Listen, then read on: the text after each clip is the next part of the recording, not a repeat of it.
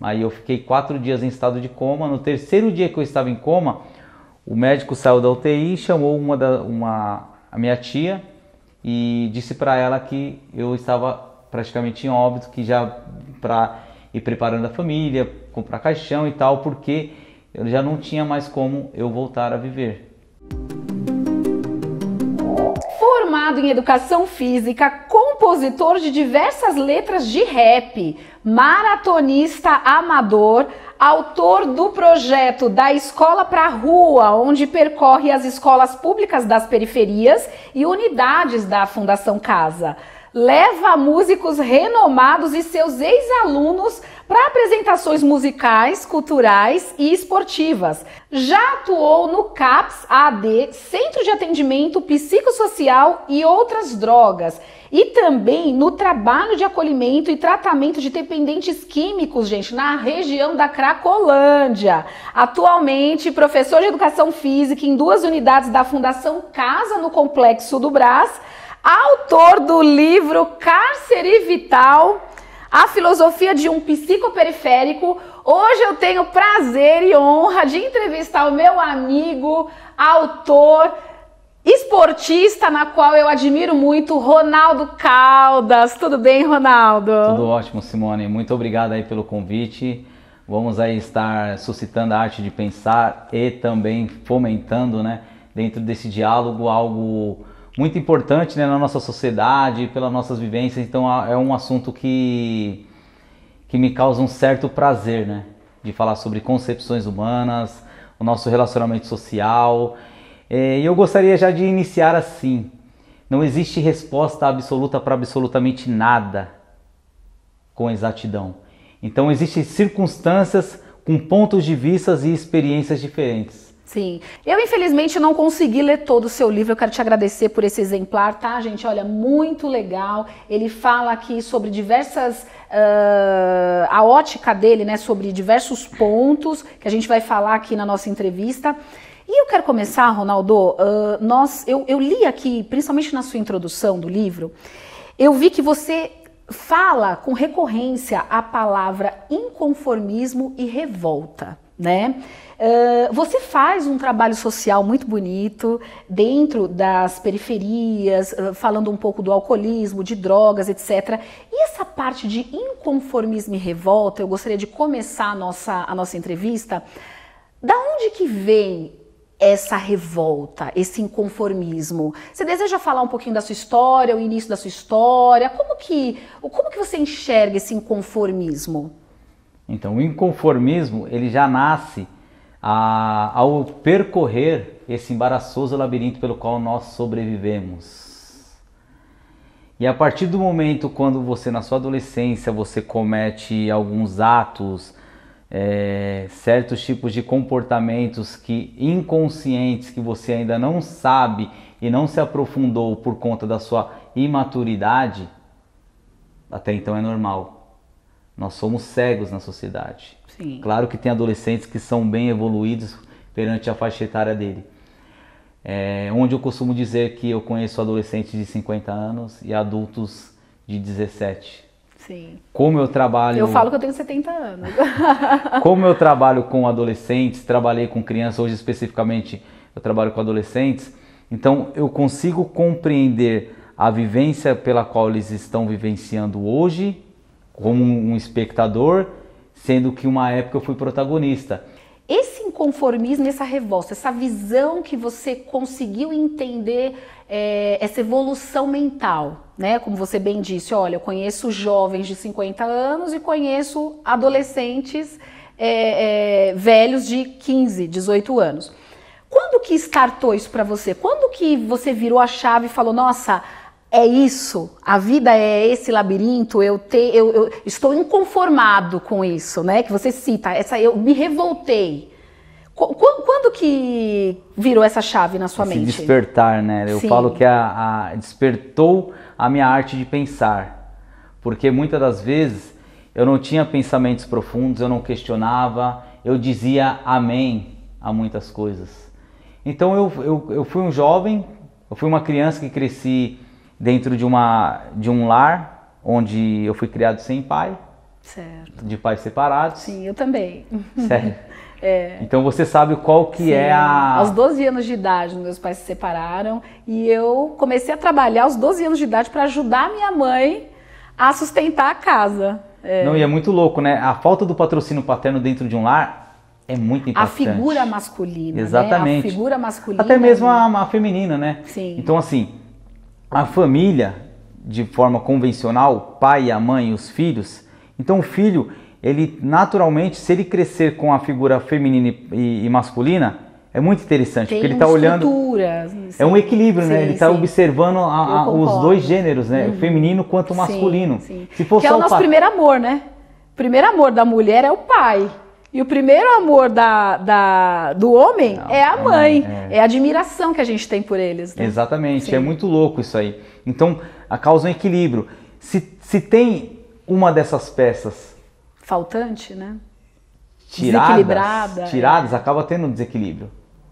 Inconscientemente, a gente não percebe. Sim. Mas quando você começa minuciosamente a olhar para esse relacionamento familiar, social, interpessoal, que lá na frente pode vir o conjugal, você começa a enxergar coisas que não é falado nas escolas públicas, nas escolas privadas, nas universidades, psicólogo, psiquiatra, neurocientistas.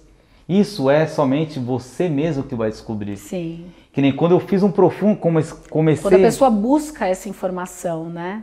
Exatamente. Quando eu comecei a fazer um profundo mergulho no oceano da minha própria alma, aonde que nasceu a revolta, o inconformismo. Porque eu vejo que são modelos de vidas preparados para nós vivermos. Vive assim ou assim. O certo e o errado. Então, nós estamos na região central de São Paulo. Aí tem os bairros periféricos. Nós estamos no município de São Paulo. Se a gente for para outro município dentro do estado de São Paulo, você vê que a cultura já é diferente. Sim. Se eu sair de São Paulo, é totalmente diferente. E se eu saio do Brasil? É muito mais... Você que tem essa experiência de ter visitado outros países, você vê que tudo é cultural. Sim. E o cultural acaba se acostumando. E inconscientemente, né? Você não consegue sair daquele labirinto. Daquele labirinto, entendi. Daquele labirinto. Então, muitas das vezes, quando você acaba saindo de alguns costumes que tem na sociedade, você acaba se tornando diferente. Não, você não é diferente. Você acaba se tornando uma minoria. Eu vou dar um exemplo. Quando eu iniciei na corrida, em 2009... E lá para o 2015, as pessoas falam, a corrida agora é moda. Não é que é moda. A população aumentou e se adaptou. E começou a praticar o atletismo, as corridas de rua. Então não é que é modismo. As pessoas, isso aí vai se proliferando. Sim. As pessoas vão se interessando, vão se identificando. E quando vai experimentar, gosta. E vai passando para o outro e acaba aumentando, né, a quantidade de pessoas. Me fala da sua história, da sua adolescência, como é que foi, da periferia onde você morou e que tudo que aconteceu, eu já sei um pouquinho da história dele, por isso que eu tô pedindo para que ele fale. E tudo que aconteceu para que eles saibam quem é realmente o Ronaldo, né? Como que, da onde você veio para parar aqui, ó, no autor do livro e fazer um trabalho lindo que você faz com os meninos e ajudar tanta gente como você ajuda psicologicamente. E assim, é um trabalho muito lindo que ele faz, gente, com o psicossocial, né, de acolhimento com os dependentes químicos na Cracolândia, né? Ele se dispõe a ir conversar mesmo com o dependente químico, o alcoólico, e contar um pouco da história dele, muitas vezes até doar o livro dele, né, para essa pessoa ler. Fala um pouquinho, Ronaldo, desse início, né? Como você era antes, porque a gente tem que falar um pouquinho do inferno, né? Me fala. O inconformismo, ele nasceu recente, né? Vamos dizer aí de uns 10 anos para cá. Mas é muito louco. Você mencionou o álcool aí, eu vou até falar algo já para não esquecer, né? Aos 14 anos de idade, foi onde eu dei o primeiro não, né? Os primeiros gole de álcool que eu dei na minha vida foi meu próprio pai que me ofereceu, ou seja, ele me deu esse primeiro Olha gole. só. Olha só que louco. Eu acredito que muitos vão falar, poxa, foi meu pai que me deu o primeiro gole de álcool. Sabe aquela questão de às vezes seu pai tá bebendo, seja em família, ou às vezes ele vai jogar um bilhar. Meu pai às vezes ia jogar um bilhar, mesmo ele separado, ele pegava eu em casa, ele ia jogar um bilhar e tomar uma cerveja, naquele copo americano. E eu, criancinha, usava chupeta. Aí você ficou olhando, para não passar vontade, o que o pai faz? Toma um golinho, Não, o que o pai faz? pouquinho. Não, ele não oferece. O pai faz o quê? Molha a chupeta da criança. Você já viu isso? Na cerveja ali, Você já viu isso? Já vi. Então eu falo que meu pai foi o primeiro cara que me deu o primeiro gole de álcool. Nossa. Então aquilo, talvez também por por ser hereditário, porque meu pai consumia álcool, ele fumava cigarro, meus tios também bebiam muito álcool, eu já tive pessoas na minha família, por parte de mãe, que morreram por conta do álcool. Então isso eu sempre cresci observando meus tios bebendo, pegando isso como um prêmio no final de semana. Trabalhei a semana toda e eu vou tomar Eu mereço tomar uma cervejinha no final de semana. E meus tios bebiam pra caramba. E eu, como criança, olhando aquela situação, eu me despertava a vontade de sentir o sabor, como que era a sensação, Claro, porque eu via que Induziu. mudava o emocional deles. Então, naturalmente, eles suscitaram isso, despertaram essa vontade em mim. Aos 14 anos de idade, foi onde eu dei o primeiro gole no álcool. Que você bebeu de fato, e aí você se tornou um alcoólatra. Não digo alcoólatra, mas eu bebia demais, né? Então bastante. um alcoólatra que existem vários graus de dependência, né? O alcoólatra, ele involuntariamente, o corpo dele reage pedindo a química, né? Seja o álcool, a cocaína, a maconha, qualquer outro tipo de droga, né? Então o corpo reage fisicamente ou até emocionalmente. O alcoólatra, ele é traduzido como uma pessoa que ele começa e não consegue, e não para, né? Independente dele beber todos os dias ou não, porque as pessoas, elas têm essa visão, né? Que o alcoólatra é aquele cara que ele bebe todo dia. Sim. Nem todas as vezes, né? É aquele cara que ele, de repente, bebe no sábado. Sem moderação. Sem moderação. Aquela no limits, né? Sim. Que ele começa no sábado e até segunda-feira para ele é dia. Então o alcoólatra, ele é considerado quando ele passa... Não tem controle. Não tem controle, ele passa. Então você começou no álcool aos 14 anos. E como o mundo das drogas entrou na sua vida, Ronaldo? A droga é ilícita. Porque o álcool Sim. Juntando todas as drogas do mundo, não causa mais estrago que o álcool causa sozinho. Para você ver que, colocando dentro dos 10 caras mais ricos do Brasil, 4 deles são os donos da Ambev, né? Sim. Então... Mas aí foi com vinho ainda. Eu lembro que foi meu primeiro gole assim, de álcool, assim, foi com vinho. Eu e os moleques lá da onde eu morava, nós comprávamos uma garrafa de vinho e começava a beber. E chegava em casa, tipo, meio que disfarçado, dormia. Mas a partir do álcool eu comecei a ter uma relação social de forma diferente, pela qual O ecossistema, né? As Exatamente. Pessoas que você convivia, que te levou a beber mais, a de repente usar outros tipos de... Eu não digo nem que foram as pessoas que me levaram. Eu que comecei a frequentar diversos lugares onde tem álcool. Então, onde vende álcool, vai uma festa, tem bastante álcool. Que nem lá no Imperador, onde eu morava, Praça do Vinho. Ali tem vários... Sim, ali favorece bem. Tem vários ambientes. Então, você sim. começa a colar nesses ambientes, naturalmente, se você já tem a vontade... você vai começar a consumir. Então é onde eu comecei a consumir aos finais de semana e tal, com a galera, nas festas onde eu ia, nos lugares quando a gente ia pro rolê no centro de São Paulo. E aí eu sempre tive também curiosidade de usar a cocaína, de saber qual que era a sensação, porque tinha 2 amigos mais velhos, que todos os finais de semana eles iam na rua onde eu morava, e eles consumiam. E eu via a sensação, tipo... a feição dos caras, tipo, com os olhos assim, meio acelerado.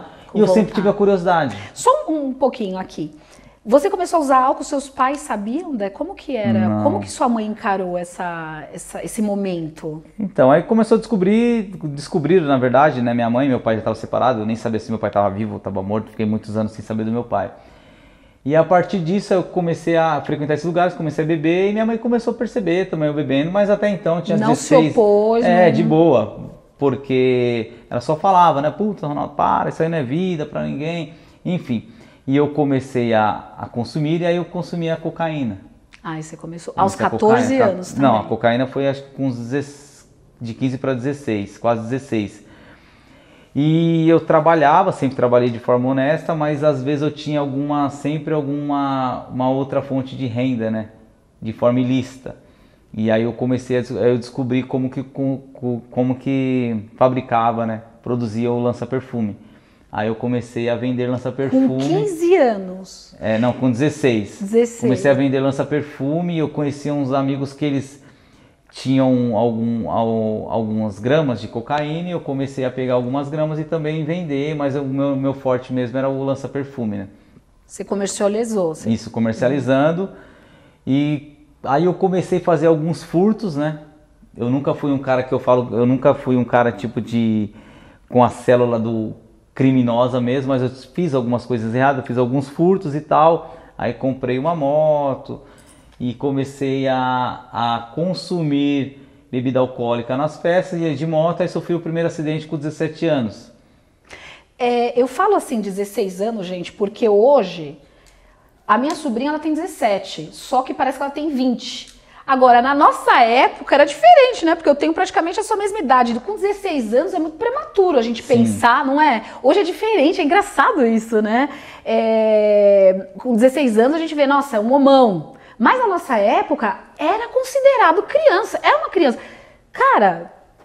Mas ó, pra você ver, hoje eu tenho alunos internados na Fundação Casa com 13 anos e os moleques com tatuagem. Pois é, os moleques já passaram 2, 3 vezes pela Na nossa unidade. época não tinha, né? Não tinha. E você com 16 anos, 17, já estava comercializando uma situação dessa. E me conta do seu primeiro acidente. Aí com 17 anos... Na verdade, esse primeiro acidente foi ali em Nova York, no Araci, na escola Araci. Eu estava vindo do Jardim Santa Terezinha, eu estava até sem capacete, naquela época era comum, né, a gente andar de moto sem capacete. E eu estava passando em frente à escola, era um sábado à tarde, e veio um carro, e os caras aceleraram. Eu acredito que os caras vieram para me roubar. E os caras meio que bateu a frente do carro deles, acho que na traseira da moto, e eu caí. E quando eu caí debaixo de um outro carro que estava sendo estacionado.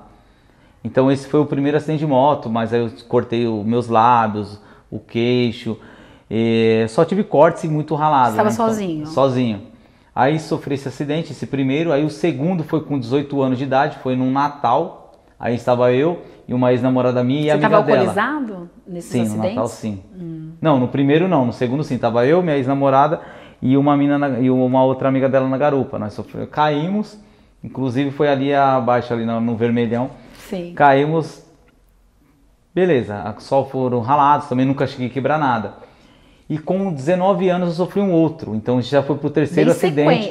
Mas tudo consequência do estilo de vida pelo qual eu escolhi. Que você levava, assim. Às vezes eu estava alcoolizado, em 2 eu estava alcoolizado, em 1 não. É muito legal isso que ele falou, foram consequências do estilo de vida que eu escolhi. Então, assim, eu sempre falo isso, né, que nós somos responsáveis pelo nosso ecossistema. Nós somos responsáveis pelas coisas boas, ruins, o que a gente coloca na nossa vida, o que a gente tira da nossa vida, né? Sim. E essa lucidez, essa consciência que ele tem hoje é muito interessante, viu, Ronaldo? Porque é muito difícil, né? Um jovem imaturo ele ter essa consciência dessas consequências, nós se achamos indestrutíveis. Nada de mal vai acontecer comigo. Isso é uma característica do adolescente. É o super-homem, né? Super-homem. Nada vai acontecer comigo. Por mais que ele vá em busca de algo, para ele sempre vai dar bom. E qual foi o pior acidente? Então, com 19 anos eu sofri um outro de carro. De carro. Depois de 3 de moto, foi o de carro, onde estava eu, um amigo, e 2 amigas dele, nós estávamos nós 4 em Mogi das Cruzes, e eu morava em São Mateus. Em Mogi das Cruzes as meninas eram de Poá, e eu falo isso porque eu lembro, porque elas me falaram, que eu não lembro de nada do acidente. Eu fiquei em coma, eu saí de UTI móvel do local, né? Uau. Então as meninas disseram que nós entramos num bar, tomamos 4 cervejas e nós estávamos indo para Vila Olímpia. E quando nós pegamos o carro no estacionamento, nós passando pelo centro de Mogi das Cruzes, ali uma rua de paralelepípedo, na lateral da linha de trem, estava vindo um ônibus e ele estava devagar, meu amigo ele estava devagar, mas ele achou que dava para passar às 3 horas da manhã, garoando, rua de paralelepípedo, fez escorregadia e foi e passou e o ônibus não freou e pegou na nossa lateral. Ele estava dirigindo, eu estava atrás dele. De lateral, o ônibus. Ele Nossa. dirigindo, eu atrás dele do lado esquerdo, e uma menina na frente e outra do meu lado. E o ônibus pegou do meu lado dele. E ele morreu na hora. Ele morreu na hora, acho que chegou a quebrar ossos, né? Nossa. E eu não cheguei a quebrar nada, mas eu tive traumatismo craniano, traumatismo cerebral. Nossa. E coágulo cerebral, né? Nossa. Aí eu já saí de UTI móvel, ficamos presos nas ferragens, do carro deu PT. A que estava na frente quebrou o braço em 2 lugares e desmaiou, a que estava atrás quebrou o fêmur e desmaiou. Aí eu fiquei 4 dias em estado de coma. No 3º dia que eu estava em coma, o médico saiu da UTI, chamou a minha tia e disse para ela que eu estava praticamente em óbito, que já para ir preparando a família, comprar caixão e tal, porque eu já não tinha mais como eu voltar a viver. Só estavam esperando o médico-chefe cirurgião chegar, que era o responsável pela canetada, pela manhã para assinar seu óbito. Para mim ir pro ML. Me fala uma coisa, Ronaldo. Você se autodesafiou, né? Porque você foi para cima, você falou, não, 16 anos, vou usar droga, vou vender, vou... E aí chegou um momento que a vida te parou, né, Ronaldo? A vida te parou por conta desse último acidente. Como que foi a reviravolta na sua vida? Primeiro, eu gostaria de saber o que você tira de aprendizado disso. Você já refletiu sobre isso? O que você tira de aprendizado nesse acidente que faleceu seu amigo? E dessas questões, né, de você ter se jogado mesmo na vida, de com 16 anos ter usado e ter vendido, e assim, não tô nem aí, vou fazer o que eu quero da minha vida, né? Me fala um pouquinho. Então, todas essas consequências me levaram para uma universidade íntima, porque me trouxe consequências de sofrimento, né? Então eu sofri muito com as consequências do estilo de vida que eu escolhi na minha adolescência. E a partir desse momento, em tratamento desse último acidente que eu sofri de carro, eu me deparei sem rumo, onde eu caí em depressão, síndrome do pânico, delírio. E diante desses episódios de sofrimento, chegou um recurso nas minhas mãos, que aquilo ali seria uma válvula de escape. Que a partir disso, lá na frente eu encontrei um campo de fuga. Então eu na casa do pai da minha sobrinha, eu vi um livro, e aquele livro era livros para adolescente, e eu peguei aquele livro para ler, comecei a ler, eu nunca tinha lido um livro e eu cresci com aquela fala que muitos ainda falam até hoje, mesmo sendo adulto, eu não gosto de ler. Muitas das vezes não é que você não gosta de ler, é porque às vezes você nunca pegou algo interessante que você gosta, que te interesse. Aí eu comecei a ler e na época eu tinha episódios de delírio, eu achei que eu era um dos personagens do livro, eu pensei que tinham escrito aquele livro com a minha história. Você se colocou como personagem do livro, na sua mente, isso. Você era um personagem. E tinha 2 outros personagens que eram surfistas e eu associei ele como 2 amigos meus que eram surfistas, né? O Rafa e o Zequinha. Então eu achava que aquele livro era com a nossa história. E eu comecei a ler. E eu terminei de ler aquele livro muito rápido. No meio do livro eu falei pro pai da minha sobrinha, posso levar para casa? Ele falou, leva, é um livro de adolescente, mas pode levar. De criança, aliás. De criança, mas pode levar. Eu levei e devorei. E minha irmã, ela tinha um hábito da leitura também. E eu lembro que ela lia livros espíritas, né? Aí eu comecei a ler. O primeiro livro depois desse foi um livro de autoajuda. Um livro de autoajuda que eu não me recordo o nome. Depois eu comecei a ler Zíbia Gasparetti. Zíbia. E eu comecei a ler. Aí foi através dessa leitura e eu falei, agora eu preciso praticar uma atividade física, porque eu jogava futebol. Você já estava em recuperação do acidente, da questão das drogas, você já tinha abandonado, já tinha parado com essa questão de venda, já tinha... Sim, porque eu estava em tratamento, né? Então eu tomava 12 comprimidos de tarja preta. E aí eu comecei a ler e tal, eu falei, agora eu preciso pegar um condicionamento físico, que eu, sem nenhuma sessão de fisioterapia, sem nenhuma sessão de fonologia, eu voltei a andar, voltei a falar. Mas foi como nascer de uma criança, aprendendo tudo de novo. E com isso eu comecei a andar, eu não conseguia andar 50 metros e não ficar ofegante e tal. Eu falei, porra, eu preciso fazer uma atividade física para voltar a ter um condicionamento físico. E eu fui jogar futebol com os caras na quadra e eu quase desmaio, né, na quadra, sem fôlego. Eu deitei, eu pensei que eu ia desmaiar, eu tinha a sensação que eu ia desmaiar, sem fôlego. E ali, aqui no chão da quadra, eu comecei a refletir, eu preciso fazer alguma coisa para pegar um condicionamento físico para voltar a jogar futebol. Porra, vou começar a fazer uma caminhada na praça. Ah, mas caminhada é coisa de velho, eu pensando ali comigo. Não, mas eu vou. Aí eu acordei no outro dia e comecei a fazer uma caminhada. Comecei a fazer uma caminhada. Resumindo, em 7 meses eu já estava correndo, né? Intercalando corrida. E eu já conseguia correr, já fazer um percurso do Jardim Imperador até o Parque do Carmo e voltar. Você poderia falar para nós que o esporte te salvou? Sim, foi um recurso, né? Eu encontrei o esporte para eu me salvar, né? Então, que as pessoas costumam muito falar sobre essas coisas, né? Ah, o esporte me salvou, a literatura me salvou. Não, a literatura foi algo que eu encontrei para eu ajudar a salvar a minha própria vida. Foi uma ferramenta.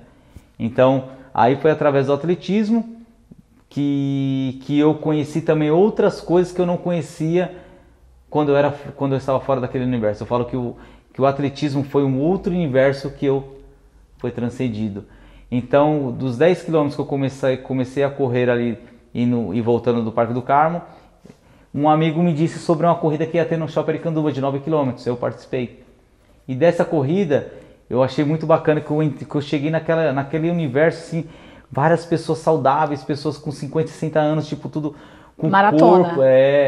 Maratona é 42 quilômetros, mas é corrida de rua, né? Isso Sim. Aí. Então aí eu me interessei pra caramba, gostei e eu falei, agora eu vou correr a São Silvestre. Aí eu fiz a São Silvestre, que era 15 quilômetros. Ah, me lembro. 15 quilômetros. Na época, no bairro, as pessoas descobriram que eu ia correr, fizemos até uma camiseta com os apoios e tal. Me deu tênis, me deu relógio, me deu isso, pagou inscrição.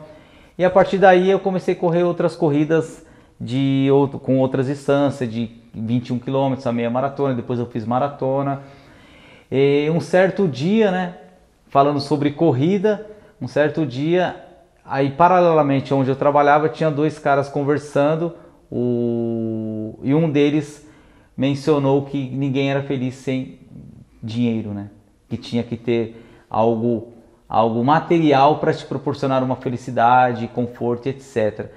E através dali, de um assunto de corrida e ver esse assunto paralelo, material, eu fiz uma retrospectiva da minha vida, fazendo um profundo mergulho assim dentro de mim mesmo, e eu comecei a lembrar que todas as pessoas mais velhas, quando elas conquistavam um carro, uma casa, algo material, eles mencionavam que tinha sido uma vitória.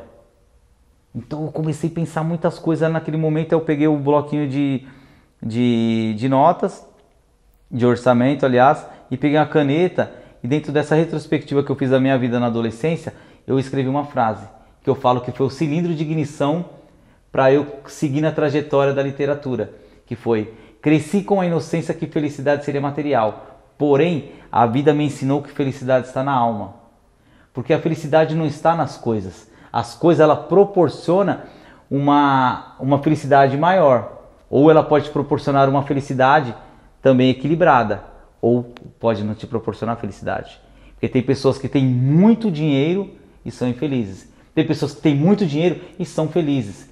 Então isso é estado interno. Quando que você fez a sua faculdade? Foi em 2010 até 2014. 2010. Que eu iniciei com história, né? E hoje você é educador físico e mental, né?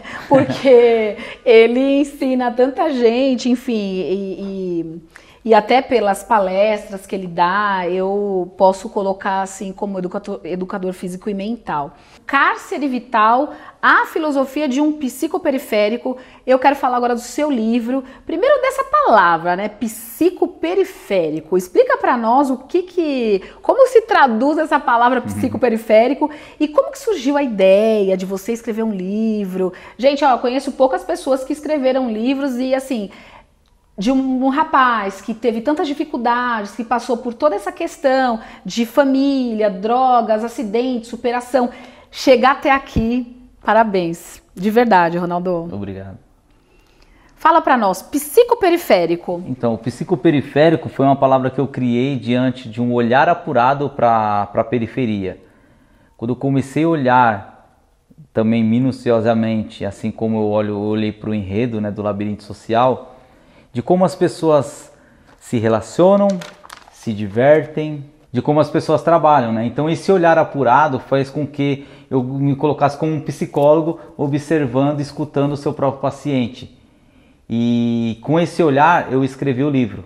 E esse livro não quer dizer que seja orientações para a periferia, mas é uma forma de as pessoas refletirem mesmo sobre o seu próprio comportamento no nosso cotidiano. Então, o livro, o que eu trago no livro? Eu falo sobre dogmas, estereótipos, culturas, sistemas religiosos e políticos que, em minha visão de mundo, acabam aprisionando a vida se você não tiver um certo equilíbrio dentro dessas coisas que são vital. Porque as ideologias nascem o quê? Das ideias. As ideias nascem livros. E os livros acabam se tornando sagrados. Existem diversos livros sagrados. E muitas pessoas acabam pegando certas ideologias como muleta. Certo? E radicalizando nisso, acaba deixando, até mesmo se identificar com uma outra ideologia, não faz por conta que ela vai sair da dela. E ela fica se importando com a avaliação alheia. Que entra o viciado, né? A pessoa viciada na igreja, viciada na... Sim, o fanatismo. Fanatismo, né? Isso. Entra o fanatismo. E o fanatismo a gente coloca numa gaiola. Se liga. Sim, então, entendi. Por mais que tudo que nós vivenciamos é ideológico. Mas se você tem um equilíbrio, ou então mesmo sem ficar apegado a defender aquilo, eu não gosto de me rotular com nada. Ah, mas por que não? Porque se eu me rotular em alguma coisa, eu sou ateu, eu sou cristão. Naturalmente, se eu pratico alguma coisa fora disso, já vem o julgamento alheio. Não que eu me preocupe com a avaliação alheia. Eu cito isso no começo, tem logo uma frase. Não pisei neste palco existencial para desagradar, muito menos agradar qualquer espectador na plateia social. Mas incomoda você alguém que possa discordar do que você fala? Porque da forma que você fala do cárcere vital, na sua opinião, eu falei isso no começo, eu vou falar novamente, tem que ser muito aberto, né? A gente tem essa ideia, né? De ser tudo liberado, de ser tudo muito aberto. E isso te incomoda quando uma pessoa vem discordando dessa sua visão? Não me incomoda, porque naturalmente eu sei que aquela visão é dela, não é minha. Então isso é natural. Se eu me incomodar com todas as pessoas que vêm com algo diferente, oposto da minha, eu vou estar constantemente incomodado. Constantemente, porque isso é natural. Que nem eu sofro preconceitos por meu estilo alimentar, por meu estilo de vida. É natural. Pela minha forma de pensar, eu sofro preconceito. Então as pessoas sempre estão me cutucando. Mas nossa, você é chato. Então estou no caminho correto. Se as pessoas que eu vejo que o estilo de vida dela é débil, eu olho assim e falo, porra, se aquela pessoa está me achando chato, eu estou no caminho certo. E o ponto de vista? Porque o certo para você pode ser errado para mim. Exatamente. E o errado para mim pode ser certo para você. Exatamente. Né? É onde a ética e a moral surge da onde? Das religiões. E no nosso país vem do cristianismo. Certo? Então, que nem nós estávamos conversando antes, existem 3 verdades, a minha, a sua e a verdade. Não, ali existe uma verdade. Existem 2 pontos de vista. Então, quando a gente procura ser aberto para todas as ideias, a gente compreende os pontos de vista, e é uma coisa que eu não gosto de usar. Quando as pessoas falam em generalizar depende do contexto para você usar ela. E o não concordar também. Eu posso generalizar algo. Só está eu e você sentado aqui. Certo? Ou seja, todos nós estamos nessa sala, estamos sentados. Essa generalização cabe. Mas eu não posso falar, todos que estão nesse bairro estão sentados. Eu tenho certeza, porque ninguém está de pé. Sim. É um achismo. Sim. Certo? Então o livro vem provocando assim mesmo a arte de pensar da sociedade. E não é um livro de autoajuda. Mas você critica, só critica, você traz solução. Não tem como levar solução. Às vezes eu não encontro solução nem para mim, como que eu vou encontrar para as pessoas? Um livro de autoajuda que vai levar solução para as pessoas, nada mais nada menos que ele é uma receita ilusória. Porque o que foi bom para mim pode não ser para você. O que eu vejo como certo, como eu vejo como gostoso, o que eu vejo como errado, para você pode não ser. Você enxerga dessa forma, que o livro de autoajuda é uma ilusão. Não necessariamente para quem lê. Tem pessoas que aquele livro de autoajuda faz ela surgir das cinzas, renascer das cinzas. Para mim já não tem coisas, eu não consigo ler. Já li, mas hoje eu já não consigo ler. Respeitosamente falando, certo? Eu já não consigo ler. Claro. Não que não tenha que ter, não que está errado. Não, para muitas pessoas, a própria religião, para muitas pessoas, acaba sendo boa. Quando ela busca o equilíbrio dentro disso, né? E como que a gente faz para adquirir seu livro, Ronaldo? No meu próprio Instagram, né, Ronaldo Caldas. Está em diversas plataformas, como Amazon, Estante Virtual, Magalu, Americanas, no site da editora Hexa, mas diretamente comigo, que vai já ter a oportunidade também de ter um autógrafo, tirar uma fotinha e trocar uma ideia, porque eu gosto de vender e trocar uma ideia também. Gente, olha, esse homem ele fala mesmo, e assim, uma pena que a gente não tem tanto mais tempo, né, Ronaldo, para explorar mais esse dinamismo dele, essa filosofia dele. Te agradeço demais pela entrevista e manda uma mensagem, o que você extraiu ao longo dos seus 38 anos para nós, manda uma mensagem para de repente quem está no mundo que você viveu, manda uma mensagem para quem tem interesse de escrever um livro, né? O que você tem para nos falar aqui, Ronaldo? Escrever um livro a partir do momento que você começa a observar várias coisas no mundo, na sociedade, tudo aquilo que te desperta uma certa curiosidade, um certo interesse, ou até mesmo um inconformismo, começa a colocar no papel. Eu falo para os meninos, né? Tudo que eu via, então às vezes eu estava até pensando mesmo, e eu falava, quando eu chegar em casa eu vou escrever. Eu não consigo lembrar, muitos pensamentos que passam aqui, é um rio, né? Então muitas das vezes eu pegava o quê? Às vezes quando estava com o celular, às vezes eu estava sem celular, anotava pelo menos um lembrete. E ia deixando lá e fui escrevendo, aí onde que eu fui separando por capítulos e saiu o Cárcere Vital. E para mim uma das coisas mais prazerosas que eu vejo no mundo para mim assim, que eu sinto a comunicação. Gente, que maravilha a entrevista com esse homem. Hoje eu estive aqui com Ronaldo Caldas e como ele mencionou aí várias letras de rap, eu vou mencionar agora uma que ele sabe que você precisa ser 2 vezes melhor como, né? E você provou, cara, que você é 2 vezes melhor. Parabéns, obrigada pela entrevista. Valeu. Espero te rever em breve. Gente, um beijão. Tchau, tchau. Valeu. Boa.